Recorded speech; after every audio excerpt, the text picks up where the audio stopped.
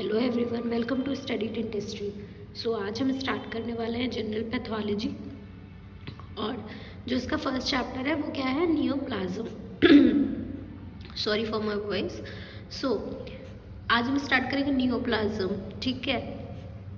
कुछ बुक्स में first chapter है, कुछ बुक्स में थर्ड या फोर्थ चैप्टर है ये, ठीक है।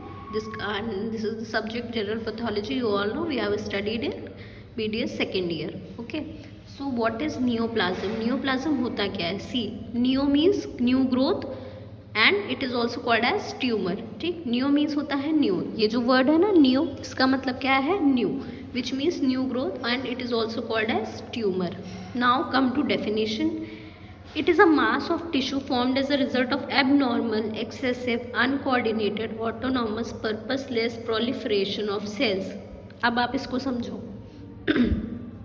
मास ऑफ टिश्यू, नियोप्लाज्म क्या है? एक मास है किसका? टिश्यू का, जो किससे बना है? It is a formed of abnormal, excessive, uncoordinated, autonomous, purposeless proliferation of cells. ये लाइन समझो. सपोज आपका ये एक सेल है, ठीक है, ये आपका एक सेल है, ठीक है। Group of cells will form a tissue, ठीक, you all know that. Mass of tissue formed as a result of, ये टिश्यू है, ठीक है। ये कैसे बना है?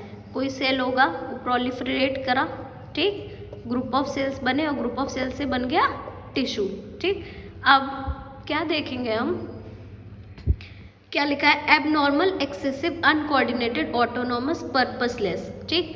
सपोज कोई एक सेल था, ठीक है, जिसकी फुल ग्रोथ हो चुकी है, ठीक है, ये टिश्यू बन चुका है, फुल ग्रोथ हो चुकी है, इसके बाद इसमें माइटोसिस नहीं हो रहा है या डिवीजन नहीं हो रहा है, बट इट इज़ अनकंट्रोल्ड, और इसके बाद भी इसमें प्रोलिफरेशन हुआ जा रहा है, ठीक है, which is purposeless, which is uncoordinated, ठीक है, जिसका कोई पर्पस नहीं है, अनकोऑर्डिनेटेड है, फर्दर प्रोलिफरेशन हो रहा है, ठीक है, and which is also uncontrolled, ठीक है, हो रहा है, even after cessation of stimulus for growth which caused, ठीक।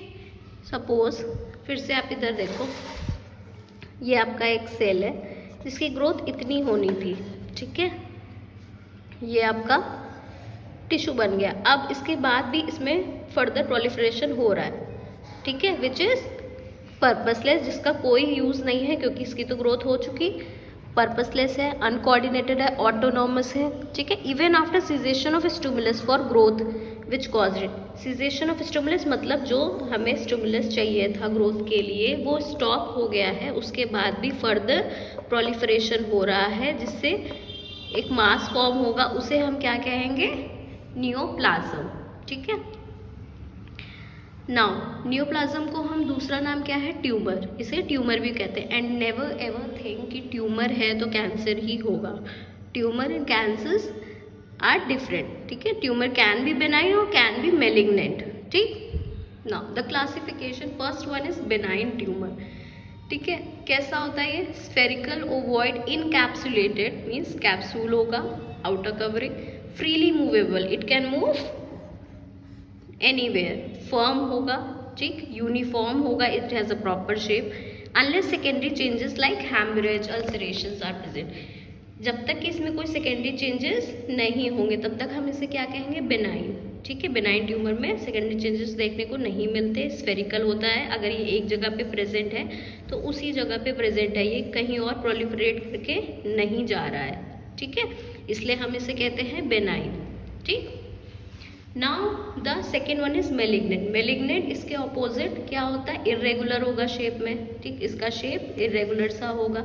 एक्सटेंड इनटू एडजेसेंट टिश्यूज, मतलब अगर एक जगह पे प्रेजेंट है तो ये इधर उधर आसपास के टिश्यूज में भी इन्वेट करेगा, और इसमें हमेशा सेकेंडरी चेंजेस मिलते हैं देखने को, जैसे हैमरेज, अल्सरेशंस, ठीक, क्योंकि ये मेलिग्नेंसी की तरफ जा रहा है, ये कैंसर की तरफ जा रहा है, ठीक है. That is why I have written this cancer, because it can be pre-cancerous or cancerous condition. Malignant word का मतलब ही है it is towards malignancy, ठीक. Benign tumors are not cancerous, malignant tumors are pre-cancerous or cancerous.